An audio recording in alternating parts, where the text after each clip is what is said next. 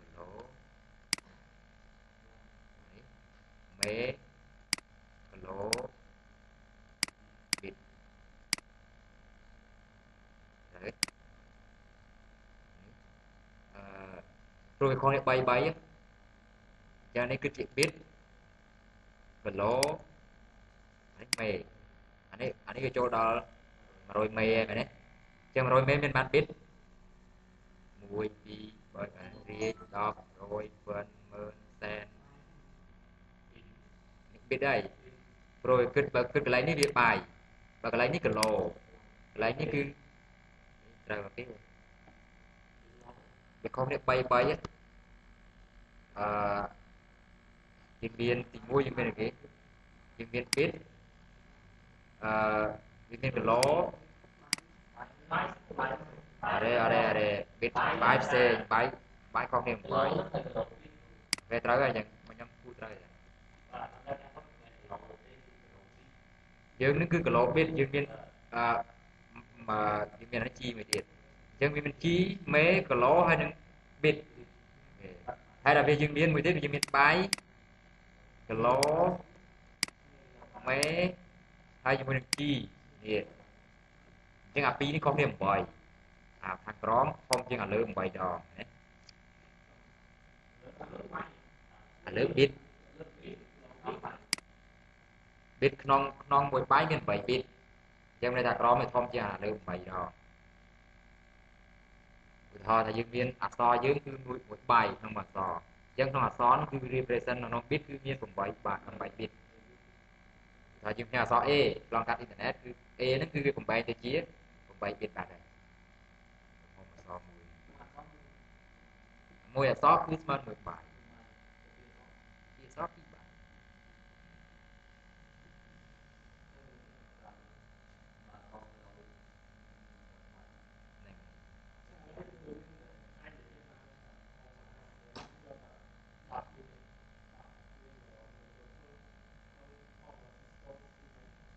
Cisco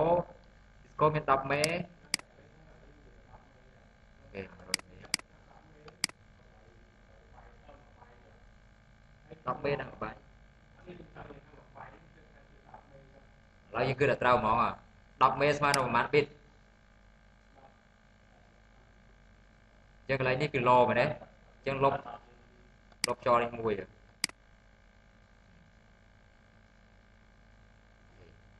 ចឹងគឺកន្លែងនេះគឺ10មែនទេអូខេចឹងមានន័យថាវាមាននេះវាមានអាកញ្ញាញនេះគឺមាន10មានប្រមាណដងនេះ1 2 3 4 5 6 7 10លានអញ្ចឹងមានថាតែម្ដងគឺមានអា digital គឺ10លានឡានអញ្ចឹងអាហ្នឹងគឺនិយាយអញ្ចឹងយើងន័យថានៅពេលតែមួយគឺវា send បាន10មេក្នុង per second ណាមួយ second គឺ send 10មេតែម្ដងមួយ second 10មេបើសិនតែយើងឡើងដល់ G គឺវាគុណតនឹងទៀតអាបង្កើតអានេះគឺកាន់តែច្រើន01នេះគឺបង្កើតឡានកាន់តែច្រើនអញ្ចឹង interface យើងគឺ bandwidth វាកាន់ត្រូវការកាន់តែធំមិនដែរយល់ទេដល់មានអីស្មុគស្មាញទេពីខតតិច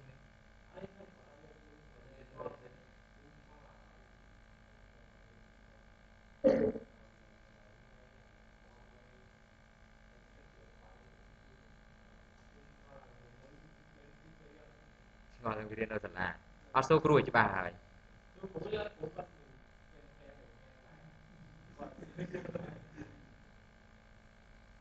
ព្រោះអាហ្នឹងវាមួយ represent នឹងការបញ្ជូន data មួយ represent នឹងការ store យើង store យើងគិតជា byte យើងបញ្ជូនយើងគិតជា bit ព្រោះ store យើងគិតជា01ដែរក៏ប៉ុន្តែវាគិតជាលក្ខណៈ byte ទំហំ data របស់យើងគិតជា byte មួយហើយដល់ពេលយើងផ្ញើបញ្ជូនតាមអ៊ីនធឺណិតឬក៏តាម bandwidth តាម interface ហ្នឹងវាគិតជា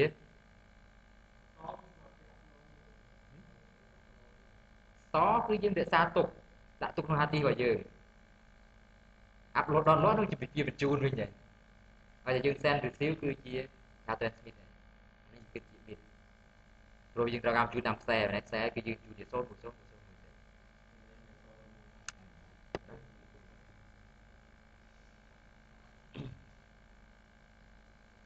ទេយើងម្យ៉ាងដែរណាលេខហ្នឹងកុំភ្លេចអសោះ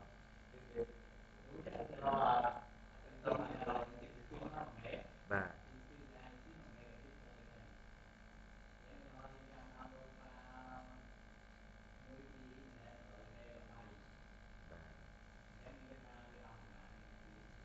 យើងគិតមើលឥឡូវឧទាហរណ៍យើងមាន speed 1 MB ណាមេហើយយើងមាន speed ហើយយើងត្រូវការ download បាន download 100 MB 100 MB ហើយរបស់យើងគឺមាន speed តែ1 MB ក៏ bit ទេ bit អក្សរតូចបាយអក្សរធំឥឡូវយើងបំលែងអា100 MB ហ្នឹងទៅជាmegabit នេះទៅជា megabyte សំដៅ megabyte ទៅ megabit អញ្ចឹងគុណនឹង8មក100គុណនឹង8មកមានបាន800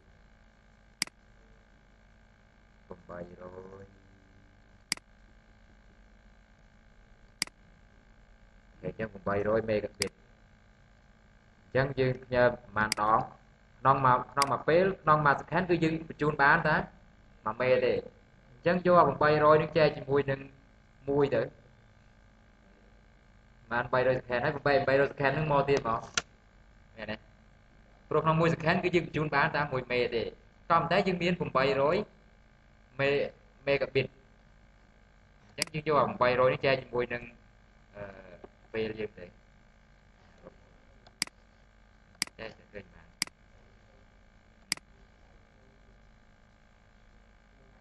បាច់ calculate អីឥឡូវគិតមើលនេះ800ចែកនឹង1បានប៉ុន្មាន800ចែក1អត់800ហ្នឹងឯង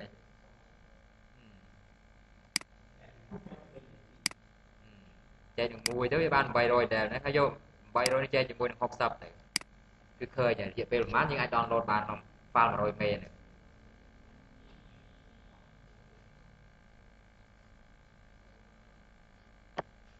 ព្រមតែជួនកាលវាអត់បាន full ទេណាជួនកាលយើង1 MB មែនតែវាអត់បាន download ទាញបាន1 MB ពេញណា file យើង100 MB តែយើង download មកទំហំហ្នឹងយើងលើ100 MB អត់យើង download មកអាចលើទេលើមូលហេតុអី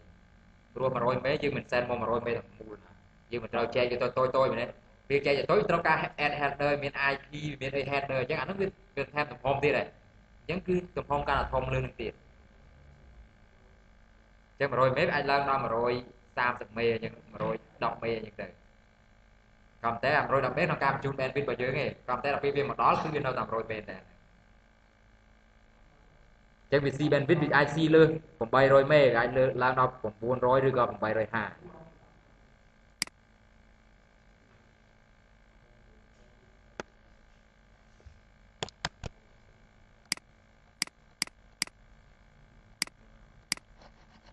ចូលអត់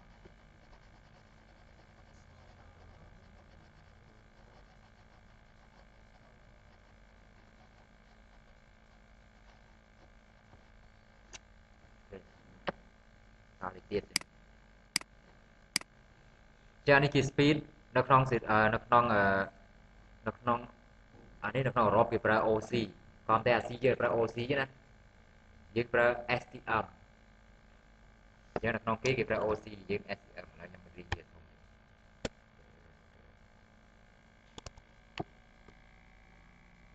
screen យើងមួយ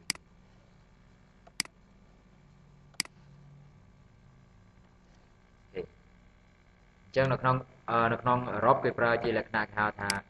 OC វាមាន OC 1អញ្ចឹងវាបាន speed 50 មេ OC 3បាន speed 150 OC 9បាន speed 400 OC 12បាន speed 600អញ្ចឹងទៅតែដល់ពេលក្នុងអាស៊ីយើងគេលក់ speed គេអត់ប្រើ OC ទេគេប្រើ SCM អញ្ចឹងអានេះអាចស្មើជាមួយនឹង SCM1 SCM1 ដល់ពេល OC 12នេះស្មើជាមួយ SCM4 M4 OC 8 SM16 OC9 2ស្មើជាមួយ STM 64អូខេអញ្ចឹងពេលដែលយើងទិញ speed ឧទាហរណ៍ហើយដូចខ្ញុំយ៉ាង ISP ខ្ញុំចង់ទិញ IPC link ពីម៉ែទៅហុងកុងអញ្ចឹងខ្ញុំទិញគេគឺខ្ញុំចាប់ដើមទិញខ្ញុំសួរថាខ្ញុំចង់បាន SM16 អញ្ចឹងខ្ញុំទិញ speed មក SM16 អញ្ចឹងគេឲ្យមក link យើងមកគឺមួយ SM16 គឺបាន speed 2G អញ្ចឹងទៅនេះគឺ speed របស់ SM16 ហើ ហើយថាយើងចង់ទិញ speed តែជា STM4 ទេជាបាន speed ហ្នឹង STM4 អាហ្នឹងគឺដូច Ethernet អញ្ចឹងណាយើងចង់ទិញជា Ethernet Fast Ethernet ជា Speed Ethernet ក៏តែនៅក្នុង WAN គេប្រើជា Ethernet ទេគេប្រើ STM1 STM4 STM16 STM69 អាហ្នឹងគេពោល TDM Time Division Multiplexing យ៉ាងឧបករណ៍មិញហ្នឹងដែលខ្ញុំឲ្យយើងមើលមិញហ្នឹងគេគិតជា STM ឧបករណ៍នេះណា STA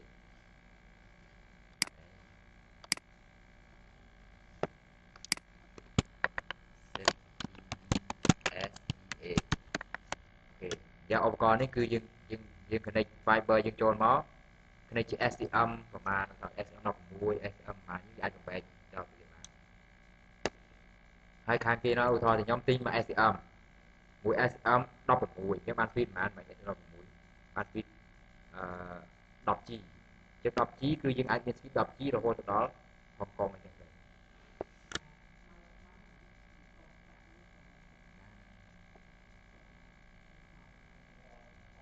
នេះផតអានេះផត fiber គេគាត់ fiber ចូលមក fiber 2 design ឬក៏ Fast Ethernet យើងដល់ module ទេអាហ្នឹងគឺជា module យើងដល់ module នេះ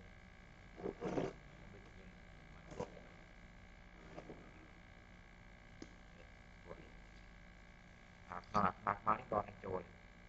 ដល់ទៅអានេះមាន fiber optic 2 port យើងដល់ port វិញដល់ transmit មួយ port receive យ៉ាងនេះគឺ Gigabit បាទ G ซึ่งតែ Gigabit ចាអាខ្មៅនេះគឺដល់នឹងចូលអាស្លុតនេះដល់មួយចូល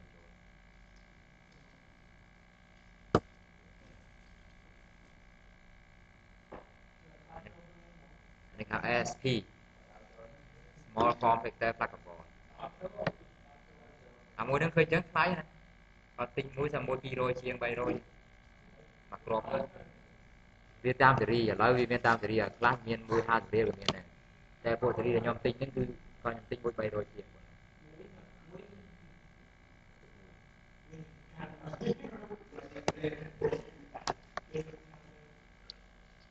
មើលសេរី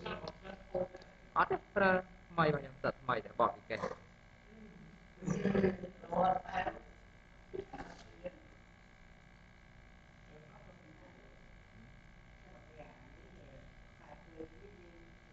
ខ្សែភ្លើងដតចូលអាកាសហ្នឹងមកគេឃើញមានរត់អត់ទេរត់ហ្នឹងដតចូលវាទៅញាត់ចូលទេណានេះ fiber មាន2ខ្សែមួយសម្រាប់ transmit មួយសម្រាប់ receive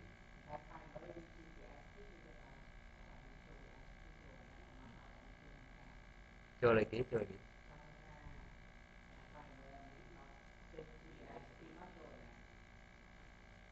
ហ្នឹងហើយយើងអាចចឹងបានតែឧបករណ៍ហ្នឹងគឺមាន ISP ខុសសម្រាប់មានឧបករណ៍ហ្នឹងទេ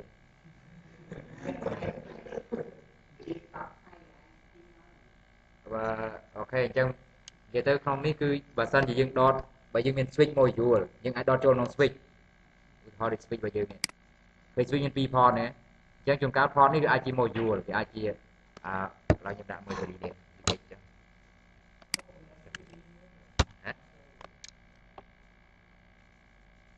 យើងឃើញ switch នេះឃើញមានរន្ធខ្មៅពីរហើយមានរន្ធនេះមើល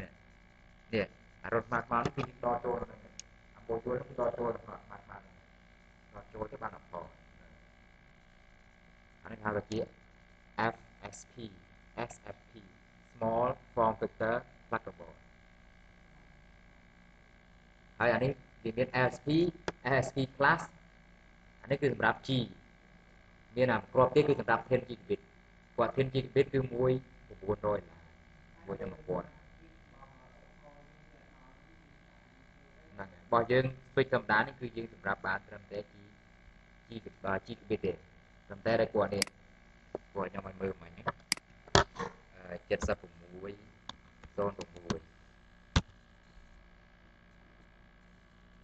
គឺខាតវាមានតែ2ឯងមានរន្ធតែ2មែនទេអញ្ចឹងអាមួយនេះគឺ 10G អានេះបាន 10G អានេះបាន 10G អញ្ចឹងដតអានឹងចូលទៅក៏តែយើងត្រូវទិញសម្រាប់ ASP សម្រាប់ 10G ដាក់វា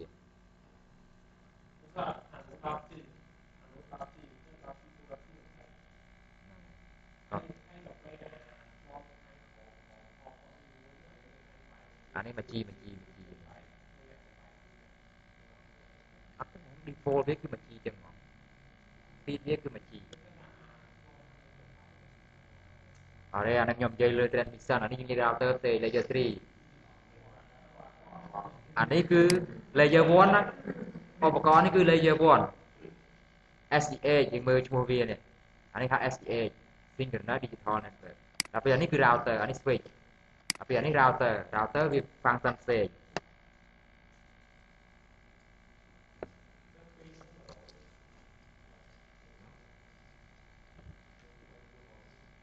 បងខ្ញុំគោលបដៅនឹងដល់ក្រុមហ៊ុនអង្គរគាត់ទិញមកមក200គ្រាប់ព្រោះខ្ញុំត្រូវប្រើច្រើនឧបករណ៍ខ្ញុំប្រើលើគាត់នេះអត់ជាទីយ៉ាងនេះគាត់នេះអានេះសាប់ពួកមួយយួរនឹងហើយពួក router ពួកខ្ញុំនេះទៀតពួក switch នេះទៀត router នេះត្រូវការប្រើពួកហ្នឹងហើយ small business ក៏មានដែរ ST 300មានដែរបង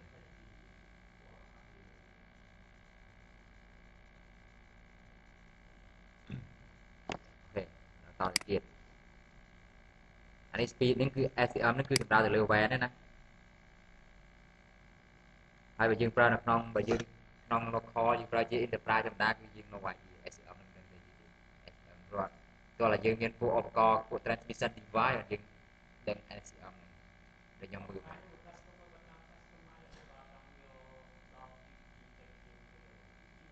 យើងអាចកំណត់ឲ្យបានយើងអាច drop speed ឲ្យបាន SA នេះយើងកំណត់អានេះគឺចំពោះមក bandwidth មកមូលហ្មងគឺប៉ុណ្ណឹង SCM 1 SCM 4តែថាយើងលក់ឲ្យ customer គឺយើងមាន service យើងជា service steer ឬក៏ជា service dedicate បើ steer គឺយើង SM នេះយើងអាចបំបែកបានឧទាហរណ៍មក555 មេយើងអាចបំបែកទៅជា10មេ10មេអញ្ចឹងណាអញ្ចឹង steer មក SM ហ្នឹងបើសិនតែគាត់ចាំបាន dedicate គាត់ទិញ SM 4មកអញ្ចឹងគឺយើងមក time slot គឺ dedicate ឲ្យគាត់តែម្ដងអត់មានណាប្រើមួយគាត់ទេ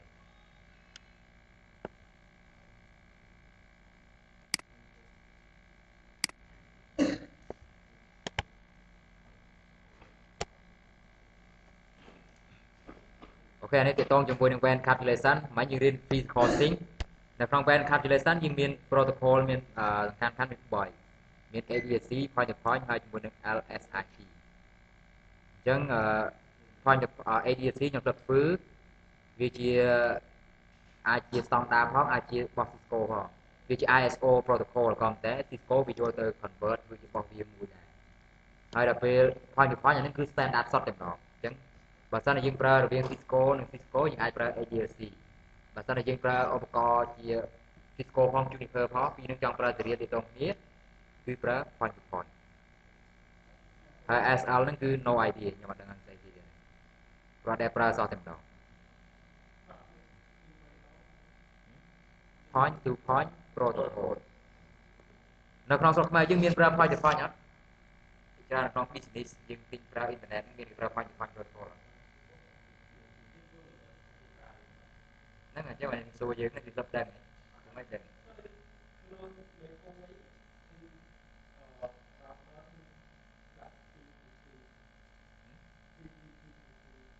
គេប្រើ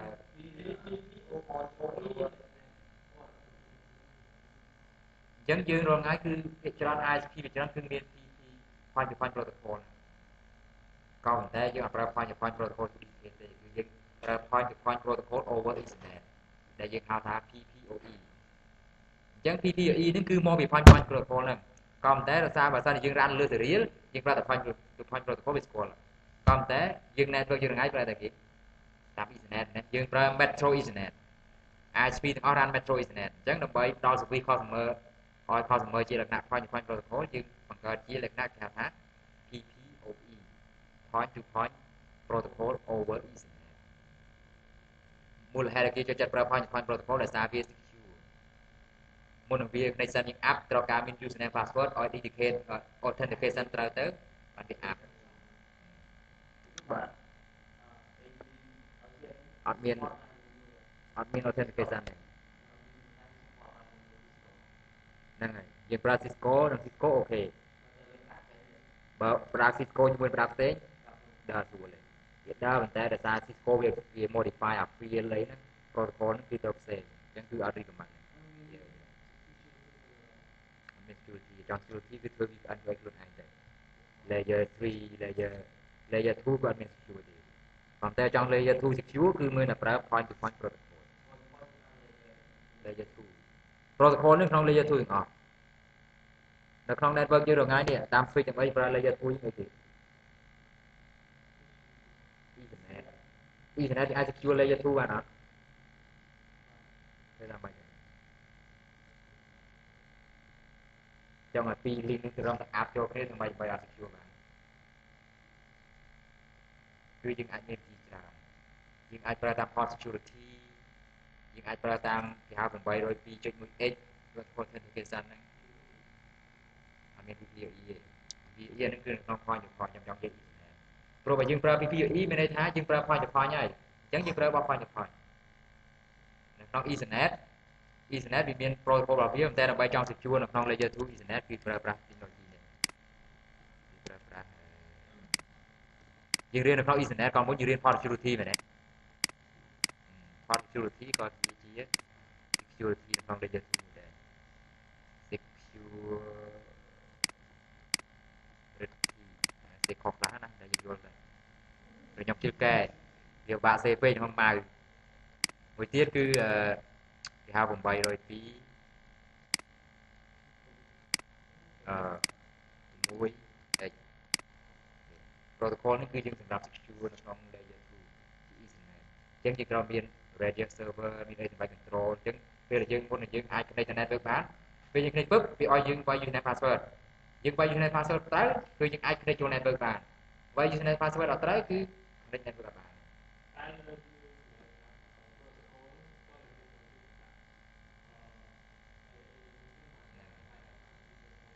យើង configure នៅក្នុង switch របស់យើងហ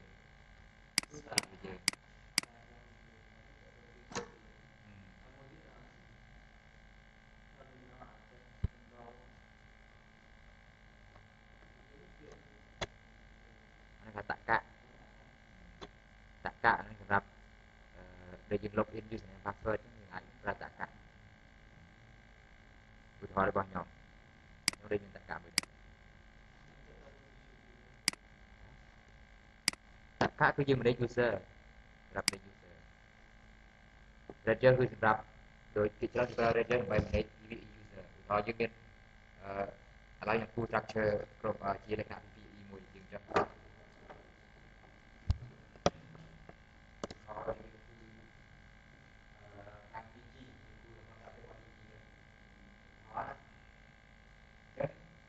យើងគេប្រើជា PPE ប្រើប្រាស់ឧបករណ៍មួយដើម្បីកំណត់អបC support modem termination system CMST ណាsupport modem termination system ព្រមទាំងតាមមកយើងចូលតាមខ្សែតាមបាននេះតាមជាតាមពី fiber មកជា fiber នេះចូលមកឧបករណ៍មួយឧបករណ៍នាំលើពុកលើហើយចូលតាមពី fiber ចឹងពីឧបករណ៍នោះគឺបែរជាបានជា support ចូលពី user មួយចឹងនេះគឺជាខ្សែ support ខ្សែការគឺចូលយើងចឹងមិនចូលមកទៅគឺ support នេះគឺជា support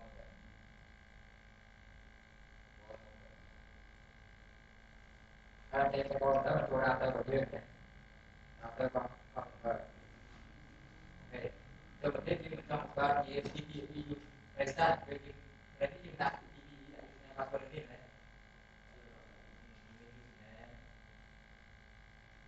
ហើយទៅ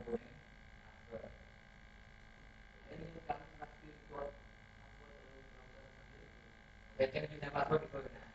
ហើយបាត់lạiទៀតបាត់ណាទៅទៀត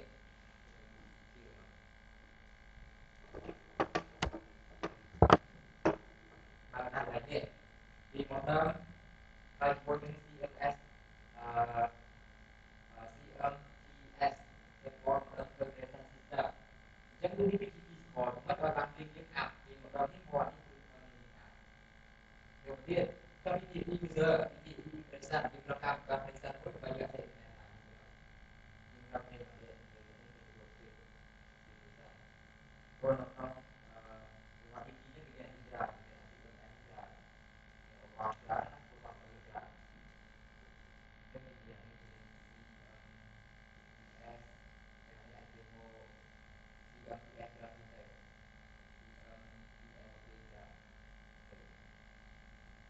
đầu tiênយើង switch យើងគឺលេងមកមក router មក router ជា router នេះគឺជា authentication user នេះគឺបង្កើត connection មួយនេះ connection នេះ connection ពី customer នេះគឺឆ្លងកាត់របស់យើងនេះមកនេះគឺលេងមក router នេះចឹងកន្លែងនេះ connection នេះថាជា over ហើយដល់ពេលយើងចាប់ផ្ដើមដើរទៅដើរមកដល់ទៅដល់ការទីយើងគឺ transfer ពេលនេះមកជាមួយនឹង LN លេខទូរស័ព្ទ server ចឹង LN នេះគឺវាអត់ស្គាល់ password ទេ RTG នេះគឺប្រហែល1 user ច្រើនទេការស្គាល់បានពេលយើងពីប្រការយើងទៅមកឧបករណ៍មួយមកថាទៅមក server មួយក្នុងថាជា digest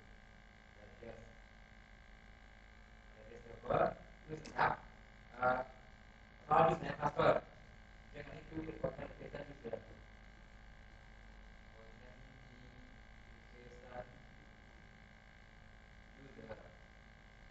digest គឺ authentication user đầu tiên khi để tìm kiếm username password ប្រើហើយយើងដាក់ section មួយបានដែរពេលដែលយើងប្រើ section ទីបានហើយអានេះគឺទាមទារ IP address យើងត្រូវការទៅសុំ IP address អញ្ចឹងគឺយើងត្រូវមាន server នេះគឺជា server តាមផង IP នេះគឺឲ្យ TCP បាទអញ្ចឹងក្នុងក្រុមហ៊ុនខ្លះគេប្រើជា router ជា LMS ក្រុមហ៊ុនខ្លះគេប្រើជា router ទេមានឧបករណ៍សម្រាប់ TCP authentication ក្រុមហ៊ុនខ្លះគេប្រើ router ទេគេប្រើឧបករណ៍ទេ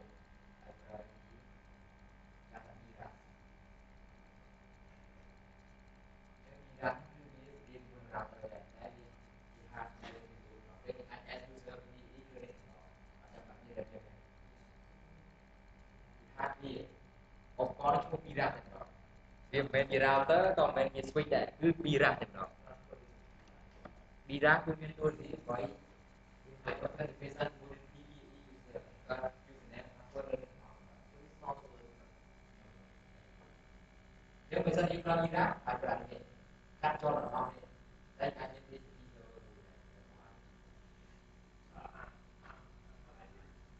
nhưng mà chúng ta biết này Iraq còn đi một chi phí anh router của là router là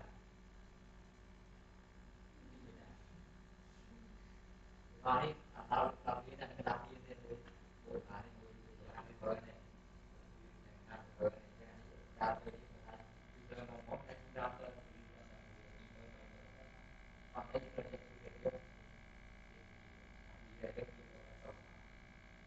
Dewan ini semua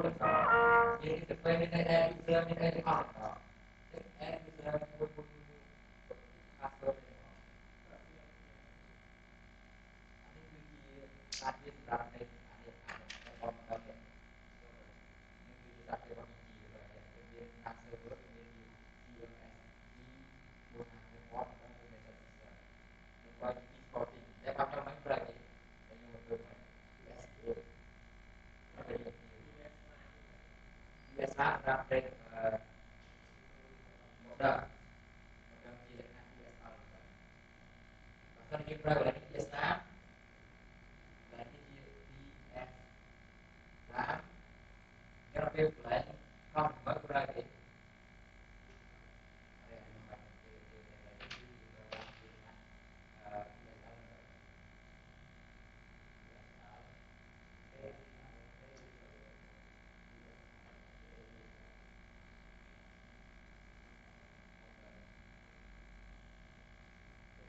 Yang berakhir Islam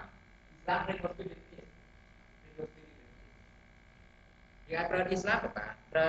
Telepon modal apa? Itu tapi itu dia hardware dia physical sync អញ្ចឹងនៅក្នុង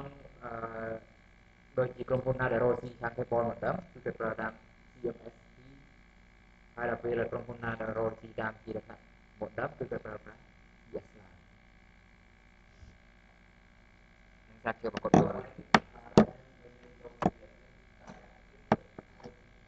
cả ở đây tất cả ở người đọc tất cả các hạt gì thằng router những cái kami password by local router những như tất cả rồi tất cả dia limited tất cảคือមានតែ file មួយផ្សេង username password រឿងទាំងដល់ Computer យើងមាន MySQL database សម្រាប់ store database user ទាំងអស់មាន MySQL admin ដើម្បី manage username password នៅក្នុងហ្នឹងអញ្ចឹងអានោះគឺ Azure គឺវាគឺថា reliable ខ្លាំងបើធៀបគ្នា Azure ដូចចៃអញ្ចឹងតកៈដូចចៃអត់អញ្ចឹងថាខុសគ្នាខ្លាំងទេ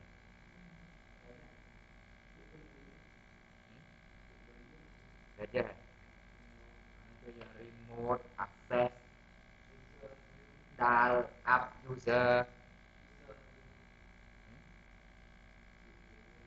remote access dial up user service អូខេអញ្ចឹងទេតែពេលពេញសំខាន់យក service វាចង់ធ្វើកន្លងលេខដូចមួយ SendOS មួយ install តែយើងមកមាន MySQL មានអីជាមួយគ្នាមាន database អីចឹងណាទេហើយបើសិនជាក្នុង online ក៏ប្រើ LMS ហ្នឹងទេក៏ប្រើប្រាស់ Jira តែម្ដង EasyCom ក៏ប្រើប្រាស់ Jira ហ្នឹងដែរគេទិញ Jira ដាក់តែម្ដងតែបើខាង DG ខ្ញុំអត់ដឹងគេប្រើយើងប្រើ LMS ឬក៏ Jira តែខ្ញុំដឹង online ខ្ញុំក៏ប្រើប្រាស់ Jira អត់ទេតែក្រុមហ៊ុនខ្ញុំអត់មាន service នេះទេក្រុមហ៊ុនខ្ញុំអត់មាន VPE user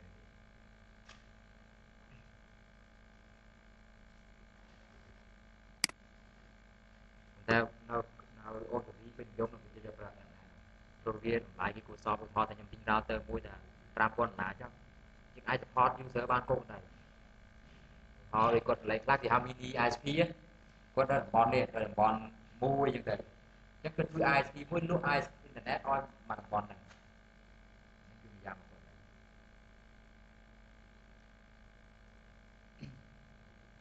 អូខេអញ្ចឹងមានច្រើនមាន list line យើងអាចប្រើនេះបាន circuit switching ក៏យើងអាចប្រើបានដែរតាម telephone packet switching frame relay ATM យើងអាចប្រើប្រាស់ point to point លើនឹងបានដែរ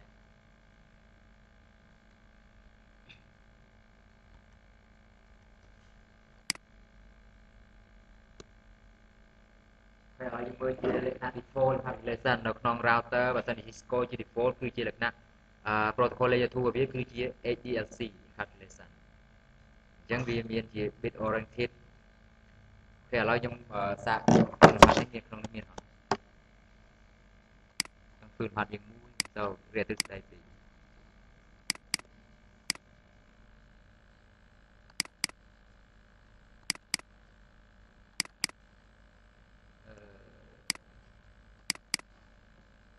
អត់មានហ៎តែរៀនចប់ពាក្យកណ្ដាលអត់មានផាត់របស់ switching អត់រៀនអូខេអញ្ចឹង ADLC គឺយើងប្រើប្រាស់សម្រាប់នៅក្នុង WAN connection ដែរក៏តែជាលក្ខណៈ point to point ហើយយើងនៅក្នុង ADLC គឺវាអត់សូវ secure ទេ ADLC គឺវាមានថាគឺ connect ពីមួយទៅមួយក៏តែអត់ secure ហើយពី Cisco ទៀតពី Cisco ទៅ Juniper បានទេ Cisco ទៅ Huawei អត់បានទេអញ្ចឹងដាច់ខាតត្រូវ convert ទៅជា point to point អូខេអញ្ចឹងនៅក្នុង ADLC គឺវាមាន structure វាគឺទី1គឺ flat address ហើយមាន control នេះក្នុង Cisco វាមាន air control field នេះមកអញ្ចឹងនៅក្នុងធម្មតាគឺអត់មានទេអញ្ចឹង Cisco មាន air control field ទៅដែលធ្វើឲ្យខុសគេតែពេលអញ្ចឹងបោះគេផ្សេងបោះ Cisco ផ្សេងតែបើ ADLC មួយនេះក៏ស្គាល់គ្នាដែរហើយនៅក្នុង flat អា flat ដំបូងស្អីគេ flat នេះសម្រាប់សង្កល់ថាតើ frame របស់យើង start ត្រឹមណាបញ្ចប់ត្រឹមណាឧទាហរណ៍យើងវាអាចជាលេខរៀងក៏បានតែ flat នឹងមានលេខរៀងឧទាហរណ៍ថាយើង start frame របស់យើងគឺ0 1 1 1 1 0ដល់ពេលយើង send មកចប់យើង send វាមាន0 1 0 1មែនទេដល់ពេលយើងមើលខាងក្រោយគឺមាន frame ដែលមានបញ្ចប់ដោយលេខ0 1 1 1 1 0ដែរន័យថា all frame របស់យើងចប់ត្រឹមហ្នឹងហើយ start ត្រឹមហ្នឹងចប់ត្រឹមហ្នឹងហើយយកវាមក complain ទៅជា frame មួយមកហើយនេះ data គឺសម្រាប់ data ហើយដល់ពេល FCS ហ្នឹងគឺសម្រាប់ frame check sequence គឺសម្រាប់មើល error ហ្នឹងហើយខុស FSC FCS frame check សិក្ប FCS frame check សិក្ប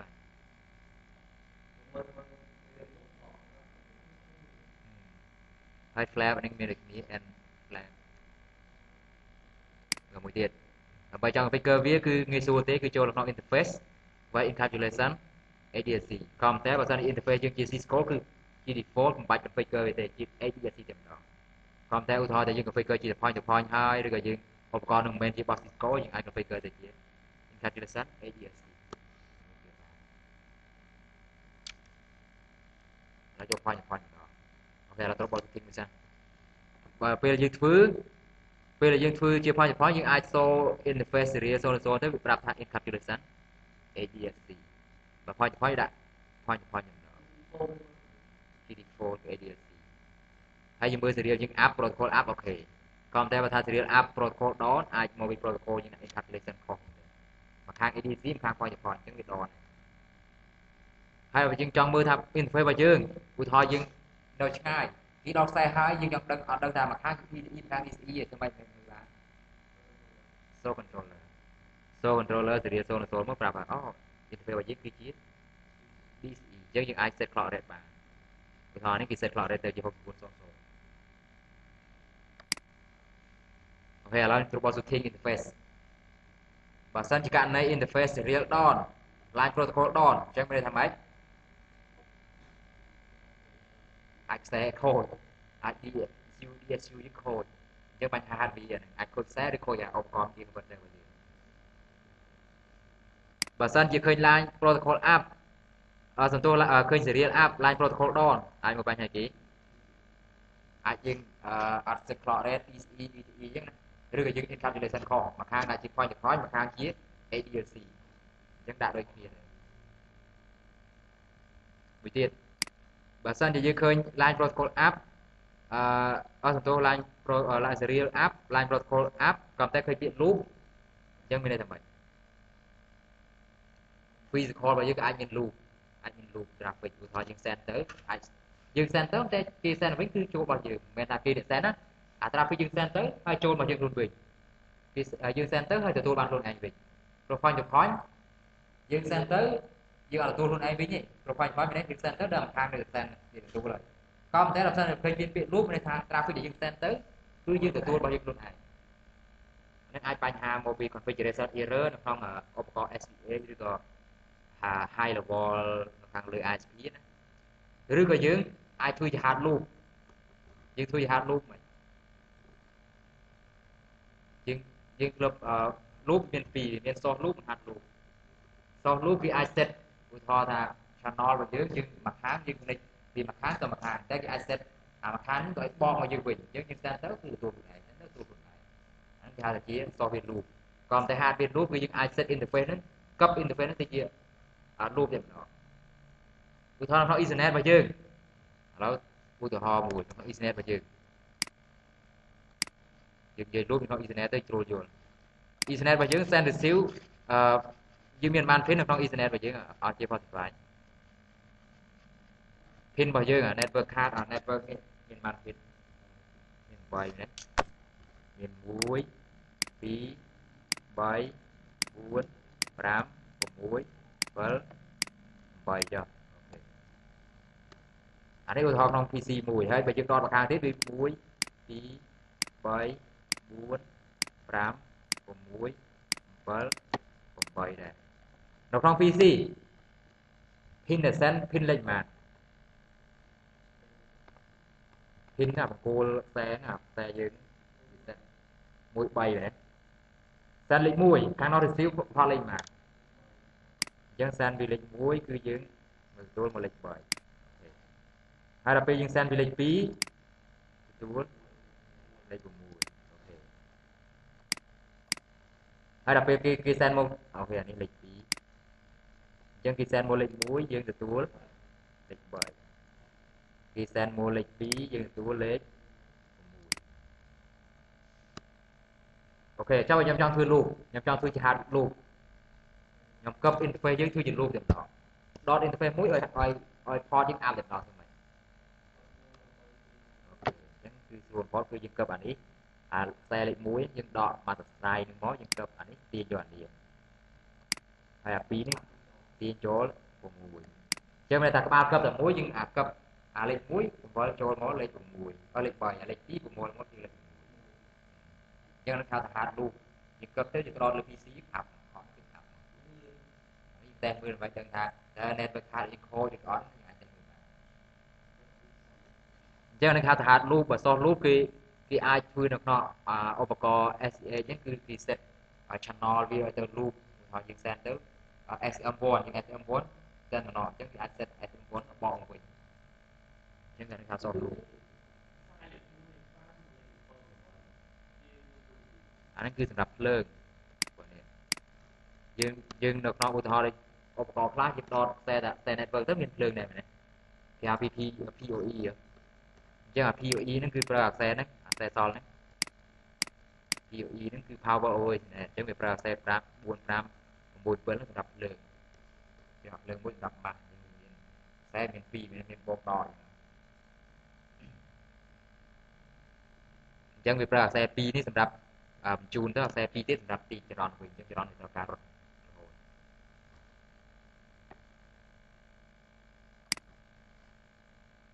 អូខេអញ្ចឹងបើសិនជាយើងឃើញ interface line up protocol down អាចយើង configure DSU configure clock rate call ឬក៏យើងអាច configure point to point ឬក៏ ADC calculation cost ហើយមួយទៀតបើសិនជាឃើញមាន line protocol យើង administrative down protocol down នេះមិនបើឃើញមានពាក្យថា administrative down បញ្ហាគេគឺយើងអត់បើក interface ហ្នឹង interface យើងគឺយើង shut down វាបើយើងចង់បើកវាគឺយើងបើក manual shut down ឥឡូវយើងសាកដោះស្រាយមួយក្នុង lab ហ្នឹងមានឲ្យយើងដោះស្រាយលំហាត់មួយមែន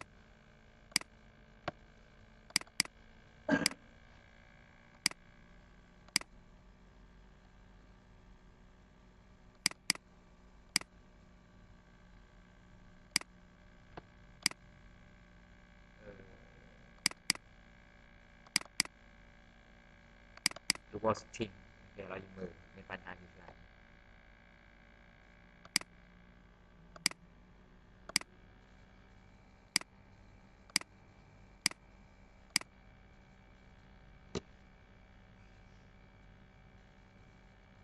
ូខេឥ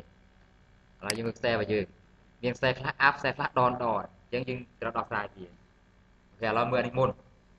អានេះ IP វាប្រហែល 64.100.34.17 និង 18 18 និង 17 ឥឡូវពីរនេះពីវាគ្នាស្គាល់អត់ជួយតារាទៅនេះមួយ18ស្គាល់ហើយពី64.100.34.18ស្គាល់អត់ស្គាល់ត្រូវដោះស្រាយវាអញ្ចឹងយើងដោះស្រាយទាំង4ហ្នឹងឲ្យពីស្គាល់ឥឡូវអត់ស្គាល់ឥឡូវប្រើកម្លាំងគេដើម្បីសូមើលតែបញ្ហាគេព្រោះ interface ឃើញ app ស្គាល់ IP interface ស្គាល់ IP interface អានេះ IP របស់យើងហ្មង17 so running ឃើញត្រូវអត់34.17/30 មែនទេអូខេហើយបើយើង interface យើងដាក់ clock rate ឲ្យហើយមែនទេឥឡូវសូមើល physical យើង up អត់ so interface serial 0 លើ 0 លើ 0 up អត់ interface របស់យើង line serial up protocol up ចឹងបែរតែ physical យើងដើរមែនទេយើងអាចបញ្ហា IP address ឥឡូវទៅមើលអានេះត្រូវអត់ so IP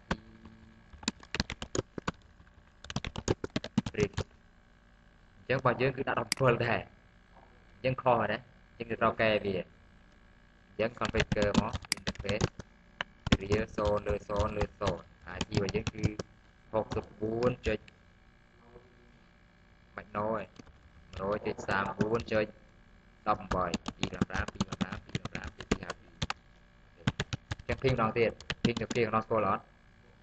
64.100.34.17 ចឹងស្គាល់ហើយ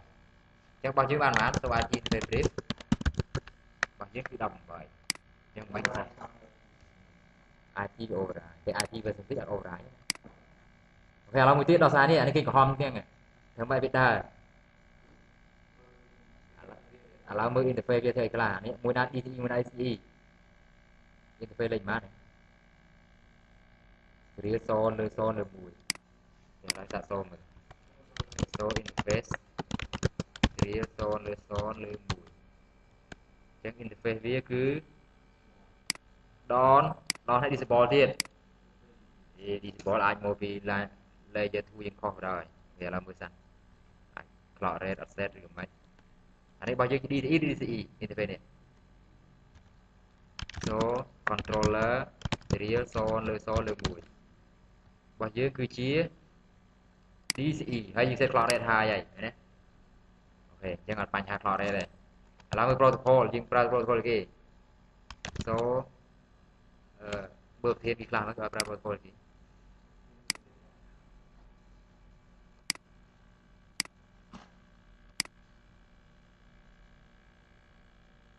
protocol គឺឲ្យរកមើលខ្លួនឯងអត់មានប្រាប់ protocol ទេអញ្ចឹង protocol យើងគឺ ADSC ទាំងអស់អូខេឥឡូវយើងមើល protocol របស់យើងប្រាប់ protocol គេមិន so interface រៀល0លើ0លើ1បើយើងប្រើប្រាស់ protocol ADSC ចំមកខាងទៀតប្រើប្រាស់គេណាប្រើប្រាស់គេ so interface រៀល0លើ0លើ0 0លើ1ឬ0លើ0 0លើ0អញ្ចឹងបើយើង protocol នេះគឺ ADSC ដែរតែមិនអាប់អត់អាប់ដោយសាររបស់គេ administrative shutdown administrative shutdown អញ្ចឹងយើងត្រូវដូរវាទៅ no start តែនៅក្នុងរបស់យើងគេឲ្យដល់ខ្សែអញ្ចឹងអត់ទៅមើលខ្សែនៅក្នុងរហ័សយើងគេថានៅក្នុង R1 គឺប្រើ0លើ0 R2 គឺ0លើ1 R3 គឺ0លើ0 R4 គឺ0លើ1អញ្ចឹងមើលធាននេះផងទៅគេអញ្ចឹងរបស់យើងនេះគឺយើងត្រូវដល់ទៅ0លើអូខេអញ្ចឹងយើងដូរខ្សែវាចេញ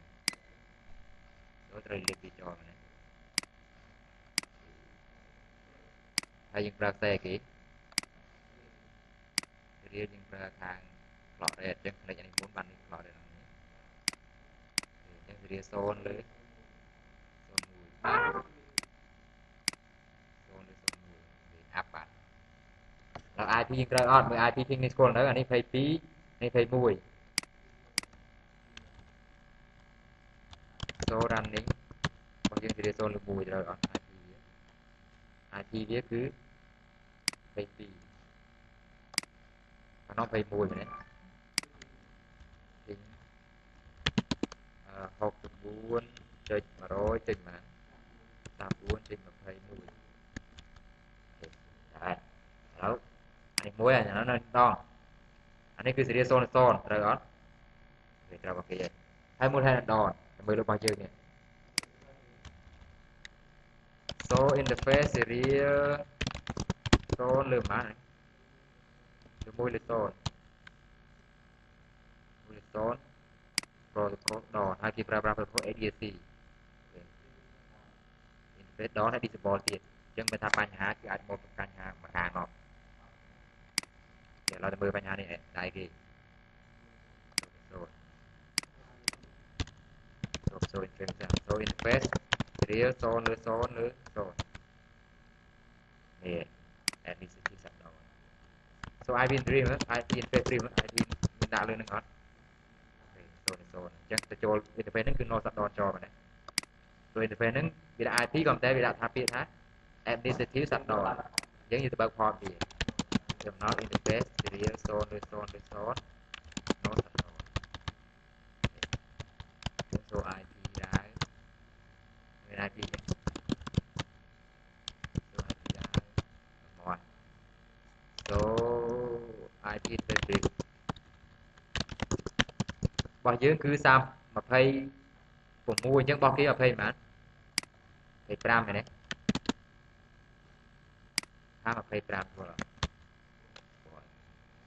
ខេឥឡូវមួយទៀតនៅខាងនេះអាពីនេះអោឲ្យតែ ping នេះស្គាល់អត់ចូលទៅមើលសិននេះ29ចូល IP ដែរ ping cho kênh IP này kìa thầy bố là tên bên IP bằng đấy mày interface này tên IP là mới interface out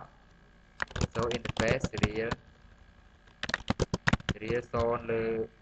ngôi son le ngôi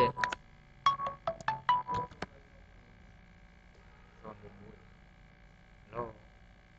bà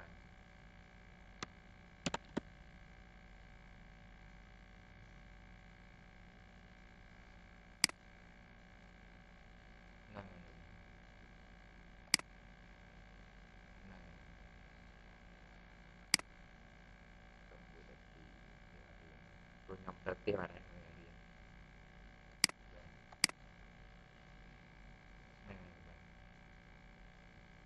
là người ta tuyệt vời mà riêng đi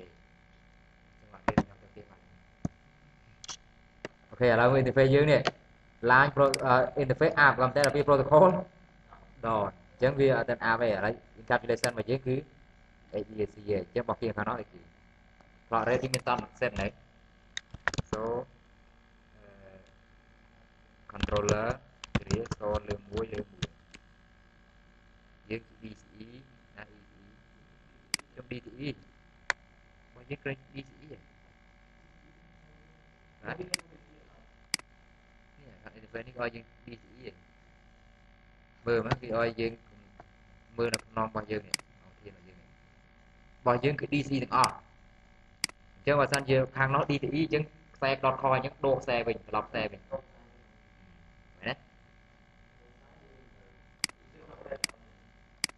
lọc đô sang đồ nó lọt ra thì mình ô tô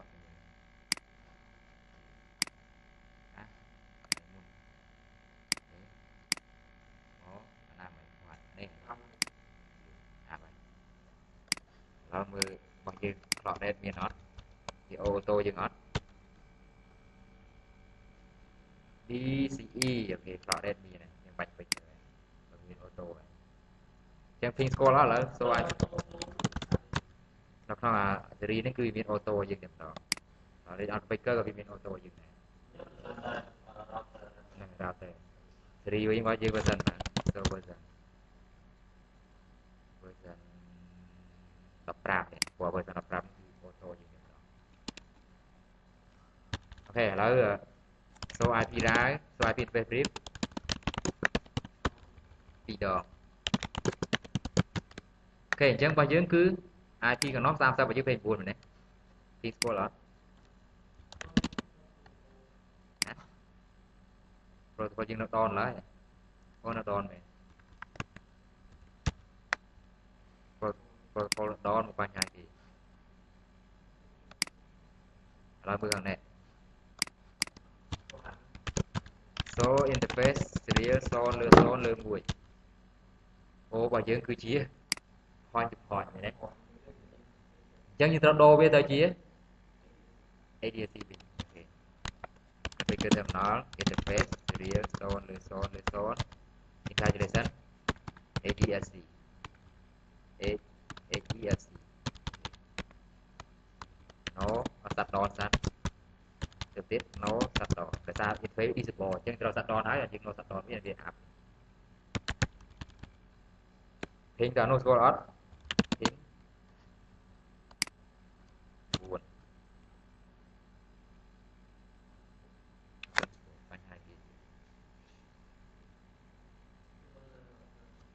bao nhiêu nó app này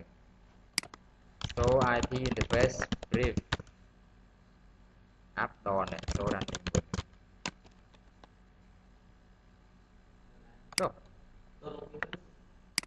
lập ra này nhưng quay interface khó hay mấy nhỉ vừa nhưng về cơ interface mình nào nhưng chỗ interface là số này nhưng ra về cơ interface là mũi nhưng cho khó interface mạch lô này cứ auto được đó thì số là mũi calculation ADSC đấy nhưng vậy ở đây mình bà sân thì nhómจะ lom bà sân disable อะไรแต่ com แต่ error ให้ disable bà error disable เราสัตว์ดอนให้ nó สัตว์ดอนเลยbà khơi là disable ở đây hình đòn tiền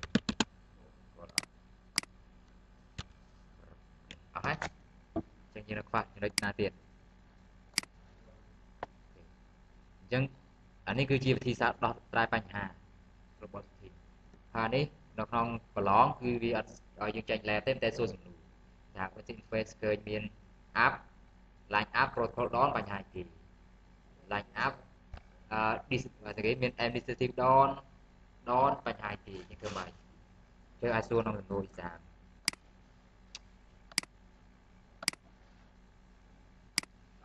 khi là dương cho nam hóa dương chọn mì riêng mà dương đó nhà cho cái cho nè cho là của dương về rồi chân trăm cho nam hóa trăm hai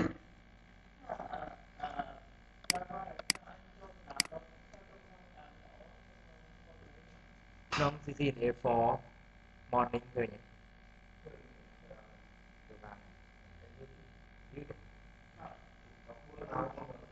không dù mà copy hơi